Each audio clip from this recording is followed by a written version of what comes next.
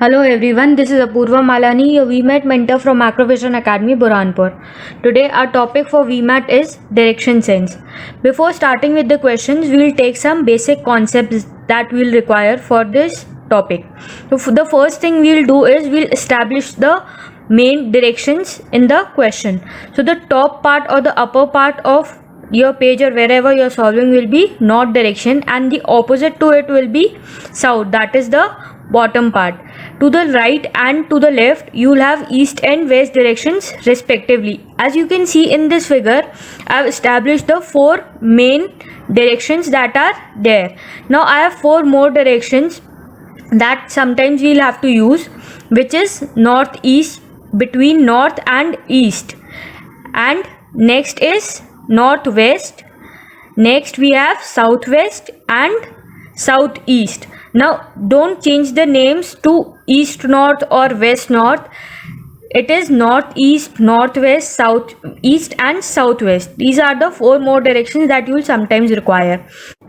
Now one more thing that you will frequently use in the questions is sun rises in the east and sets in the west. We all know this, but sometimes you will have to use it in the question, so just remember it at all times. Now the next concept will be turns. So if in a question, let's say the question is saying a person is walking in north direction and after some time he turns to his right. So which one will be the left and which one will be the right? We'll establish those turns. So first, in this case we are asked that the person is walking in the north. So I have already established the north is what? Towards upward direction. So when a person is walking like this, as you can see in the figure, which will be the right and the left? The right side and the left side will remain the same. The left will be the left and your right will be the right. So if I am said that he turns to the right, therefore he will turn in this direction. Now let's change the cases. What if the person were walking in the south direction like this? As you can see in the figure, the person is walking in the south directions. In this case, the left and right will change like this. The left will become the right and the right will become the left. Now let's say the person is walking in the west direction. In this case, left will be towards downwards and right will be towards upwards. And in the last case, if the person is walking in east directions, the left and right will change. That is, the left will be to the upwards and right will be to the downwards. Now basic left right turns are very important in while solving direction sense questions. You either always remember this or you try to put yourself in the person's place whenever we are asked to take a turn, that either left or right. Now let us take a question for the same. The question says you go north, turn right, then right again and then go to the left. Now without getting confused, let us take one step at a time. First thing that you are doing is you go north. So first instruction is to the north. So I am making a line that goes to the north. The second thing they are saying is you turn right. So for this person, right is to the right hand side, we'll turn right. After that you are turning right again. So for this person, left and right are already established. Right is to the bottom, so I'll turn right again and then you go to the left. Afterwards I am going in the southward direction already and then I turn left. So the left will be to the right, so I'll turn to the left hand side. Now what direction are you now? In which direction? So initially you were in X direction and finally you are at the place Y. So what is the direction? From X, what is your position now? You are in the east direction. That is why the answer is B, east. You are in east direction. We'll always in this question now, as it was saying, in which direction you are now. So from the beginning you will establish in which direction finally you are. So you are in the east direction. Now let us take a different concept. Now in this question, sometimes the question will ask you to take a turn in either clockwise or in anti-clockwise direction. Instead of saying turn left or turn right, you will be asked to turn in clockwise or anti-clockwise directions. It is very important to establish the directions as well as the angles in which they are asking us to turn. So for instance, they are asking us to turn in the clockwise direction. So you will turn like this wherever you are. For example, let's say you are in the east direction. So if you are asked to turn in the clockwise direction, you will turn like this. You will go from east towards south, then to west, and then to north. Similarly, if they are asking you to turn in the anti-clockwise direction, you will turn like this in opposite direction. Now let us take a few examples. In this question, the question says a man is facing south. Like I said in the previous example, I'll go one step at a time. So first thing I am being asked is that the man is facing south. So I'll draw a man which is facing the southward direction, that is towards the downward side. Now he turns 135 degree in the anti-clockwise direction. Anti-clockwise direction we have already established. This is an anti-clockwise direction from any point.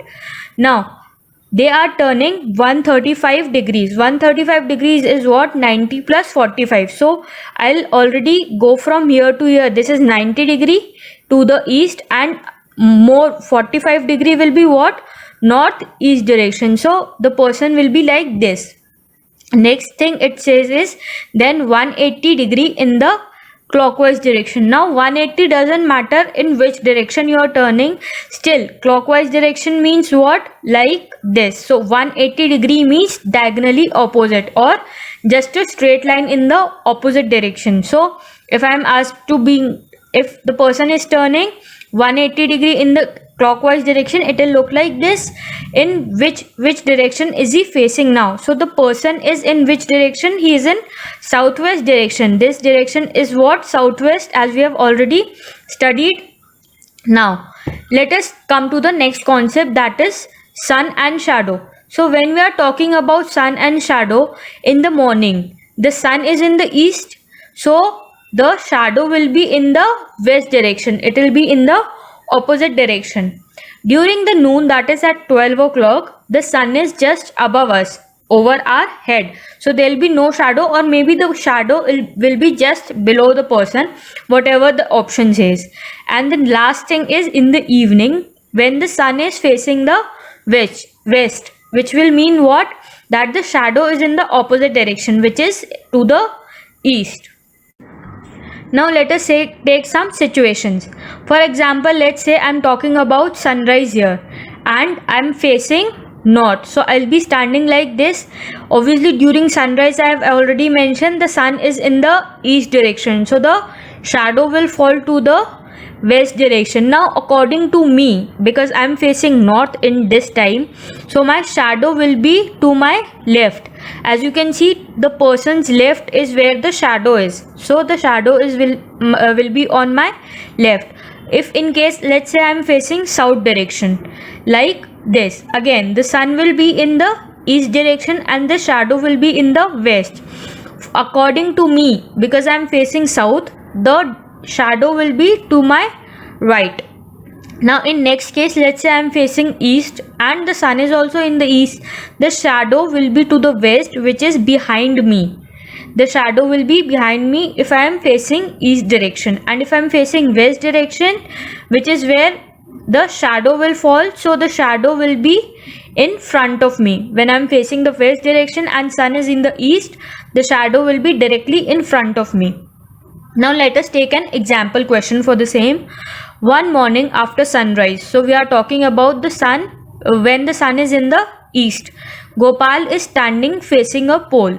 The shadow of the pole fell exactly to his right. We are given the situation where the shadow of the pole, we are talking about the shadow of the pole, not Gopal himself but of the pole.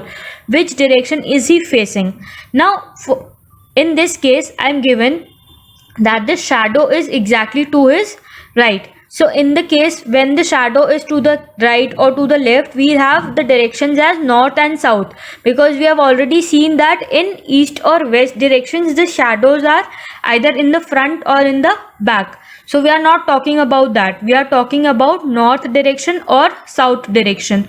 Because why? Because the shadow is to the right.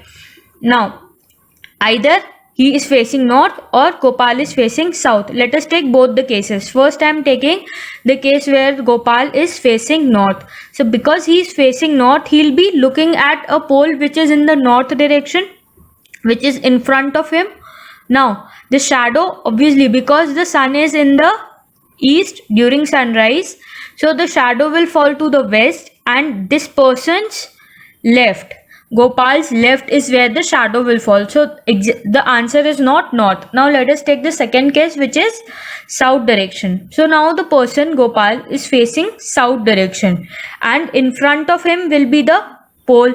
Because the sun is in the east, the shadow will fall to the west direction, and for this person who is facing the south, this direction is what? This is right.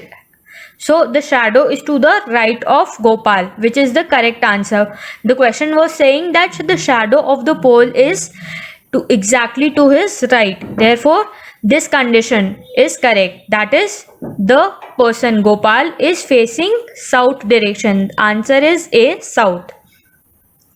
Now, let's come to the next concept, measuring the shortest distance. Sometimes you will have to use Pythagoras theorem by calculating the shortest distance. So far that in the examples that we have taken, we have not considered the distances, how much they are traveling, but a lot of times we will be given how much a person is traveling, how to calculate the distances. Now let us take the first example.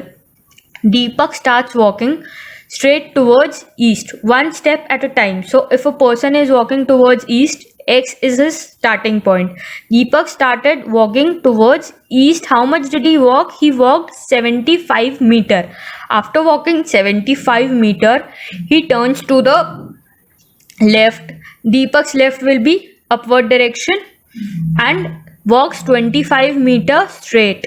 Whatever the question is saying, I am doing that one step at a time. First, it was saying that Deepak is walking towards east.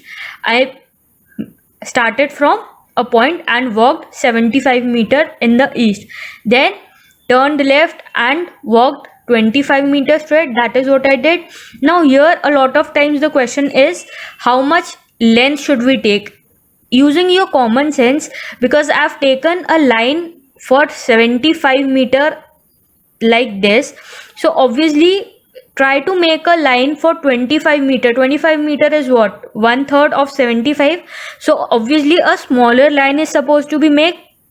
Just estimate a line which is about approximately 1/3 of your original first line, and always remember these approximations.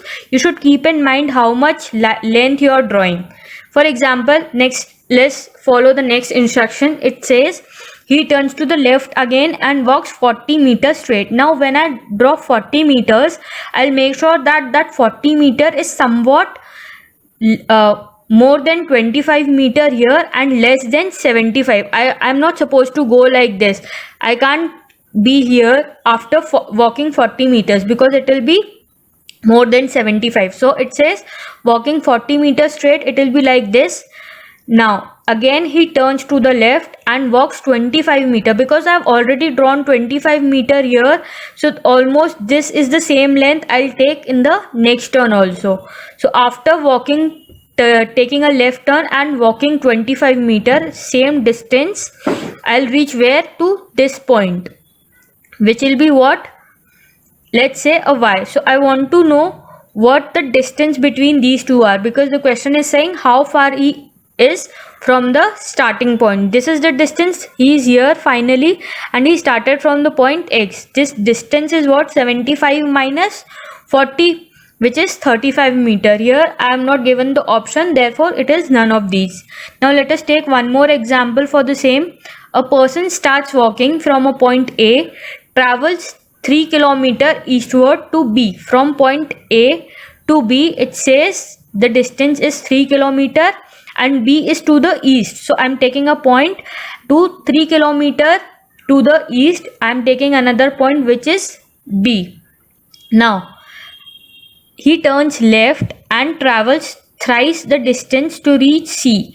Now C is a point somewhere to the left, that is above B and is 3 times, that is 9 kilometer. 3 times AB is what? 9 kilometers.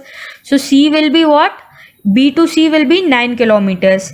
He again turns left and travels 5 times the distance he covered between A and B. 5 times the distance between A and B will be what? 15 kilometer, and he is turning to the left. Left of C will be left direction, and this is what? 15 kilometer. Now as you can see in this figure also, I have taken some measurements. They are not exact lengths, they are some approximation. So if I am taking this length as 3 kilometer, almost 5 times the length will be the line CD.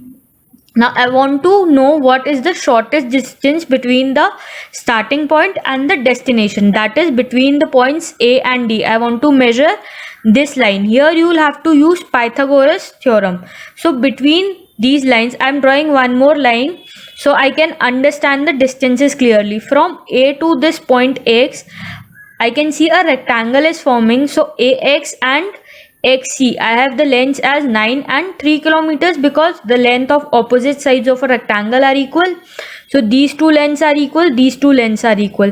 So this remaining side DX will be what? This length will be 12 kilometers.